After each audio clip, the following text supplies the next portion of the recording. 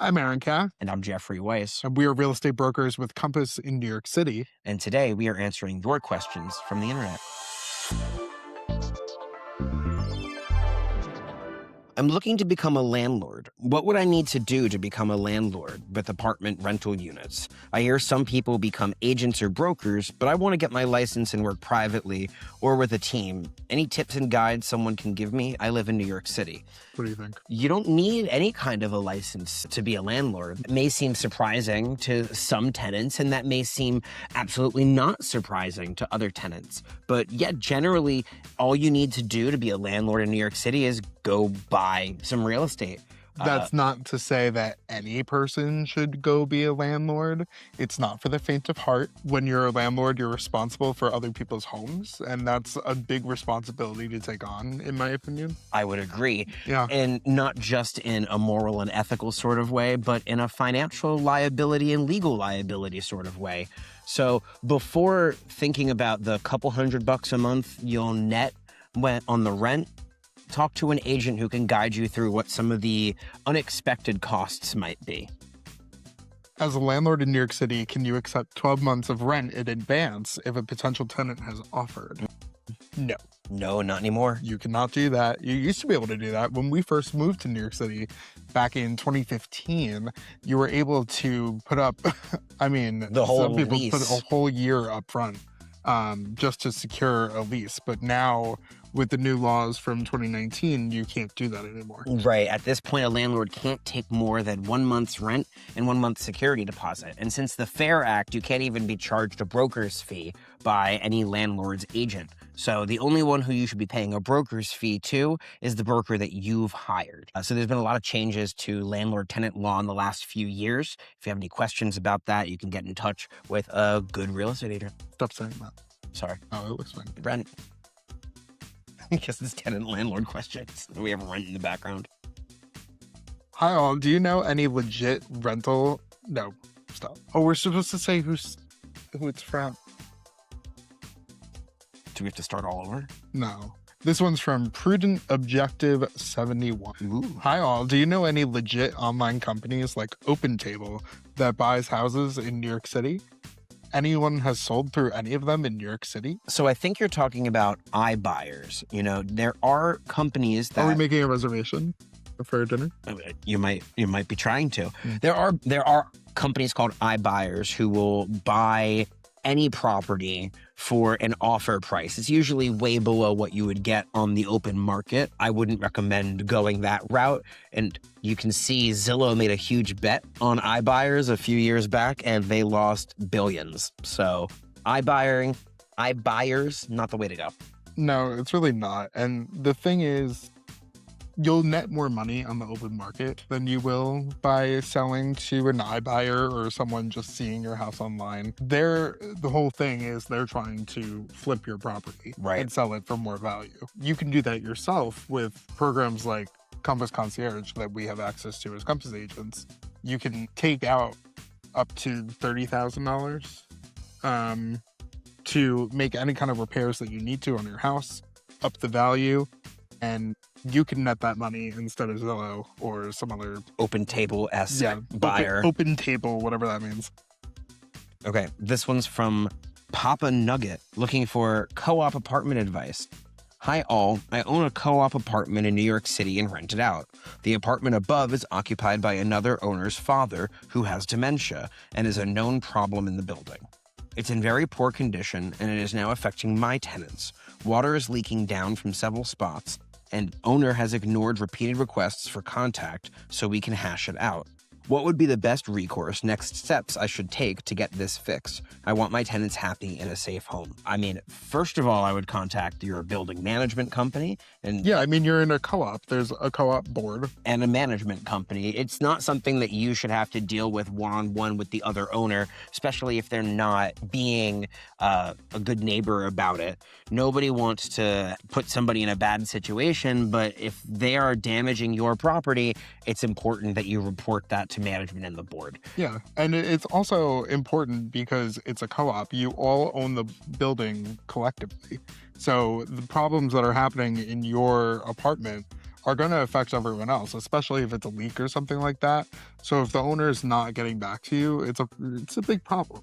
And beyond that, it could be a major health concern for the person above you. That's it. It's a good neighborly thing to do, is to make sure that they know that they're not living in a way that is conducive to cohabitation. Maybe they need a little bit more supervision than what they're getting. It wouldn't be the first time in New York City, and it wouldn't be the last.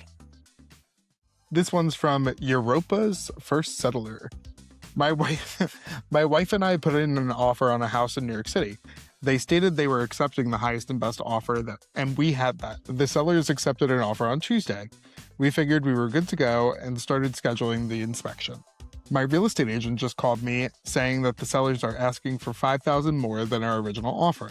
Apparently, they continued showing the house and got another offer, possibly for more, but they don't have 20% to put down. I feel like we still have the edge with 20% down and money going into an escrow for the sellers. Could this be a scare tactic or a scheme to possibly start a bidding war?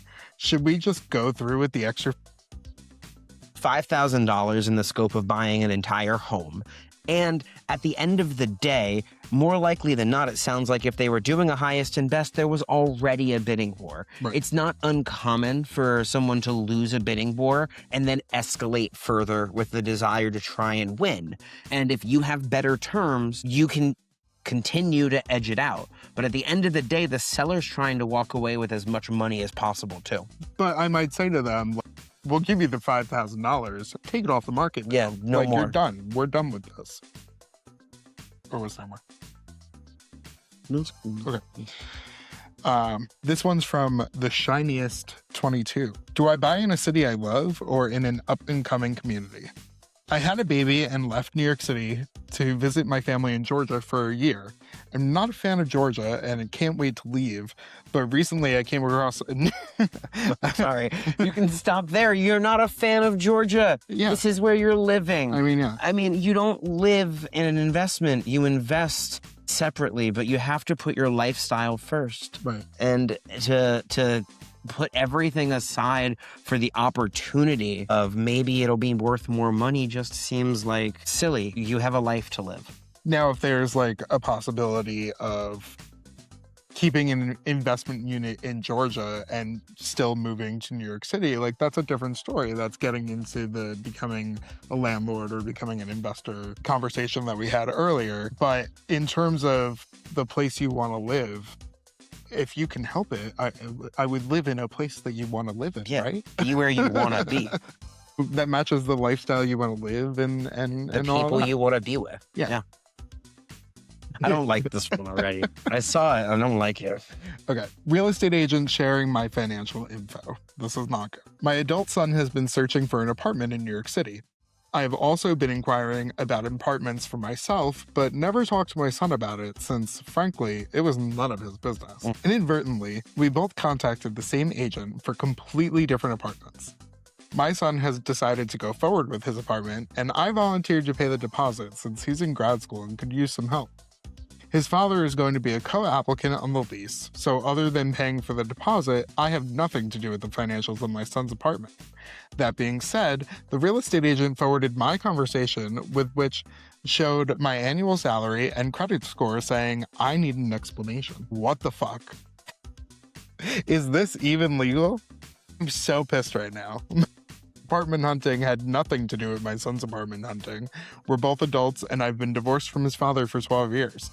Our finances are separate, but I wasn't involved with the co-signing. I feel like my privacy has been violated and I'd like to know if the agent can be censored for this. I mean, that sounds pretty bad. And Yeah, that agent pretty much screwed up. I would I think, know we're laughing, but this is a funny post. It's But, bad. Yeah, it's not good. You have a fiduciary responsibility as an agent to make sure that you keep people's information confidential. So the idea that you would send somebody's information to somebody else is not good. Yeah, I might just say, are you guys the same person? Or something like that? Yeah, I mean, I'm not sure where the confusion came through here, but what can you do? I mean, you can definitely make a complaint to their manager at the whatever brokerage they're at. If you can find that person's information, Yeah. you could reach out to the Real Estate Board of New York if that person's a member of the Real Estate Board of New York. But what impact will it have on the long run? Limited. Limited. I think it depends on how angry you are or upset you are with like the value of your time versus The vengeance. the vengeance. I don't know, because it might take a while to get a settlement or whatever from that. So If any. it's not great. It's not ethical what this person did. It sucks. Yeah, it's not. Sorry about that. It was 4 years ago, so I'm sure she's over it. Oh, okay. Maybe. I don't know. Do you like this? I guess I'll just read it and we'll see if I like it. This one's from Few Olive 6707. Real estate dilemma. Need advice. New York City DOB. Recently discovered a possible problem with the multifamily home I'm about to enter into contract for. The third floor attic was built out about 20 years ago, but there's still an open permit on it. The work was filed and approved. They added a bathroom and a big living room. There's no violations. I went down to the DOB and they told me that in order to close it out, the work will need to be resubmitted and filed again for approval. I would have to get a New York City approved architect and a professional engineer. My attorney sent over the findings to his representative and they stated the previous filer is deceased and they're not interested in doing the legwork. I've countered with a $25,000 reduction and I will take this process on. He's come back at 5. My main concerns, would this be a small undertaking to resolve post-purchase or am I looking at a massive headache? And is this a common issue? I'll take the second one first. Yeah, this is a common issue. Yeah. We deal with this quite frequently, especially doing work in an outer borough with a lot of single and multifamily homes. And you do see a lot of open permits. Now, the complex part is, what does it mean for you? It's an undertaking to get this kind of work approved. It's a lot of time and it's a lot of money to do it, but you may not even have to. There's a reality where you can leave it and until you're ready to sell, it may not come up again or be relevant. So if you're maybe planning on renovating that bathroom at some point in the next 5 to 7 years, that's when I would take on closing the permit. I wouldn't worry about it right now. What about it being a small undertaking? I said that. It was going to be a massive Okay, undertaking. very cool. It's going to suck. Have fun. I didn't want to do that one. And I'm out of time, I think. You don't want to do this one? No, I don't care for that one. Okay. And I'm out of time. Oh.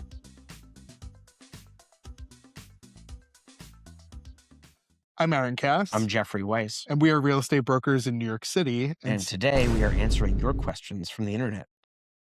Okay. But that's what you said you wanted to do. Yeah, that's fine. Let's do it again then.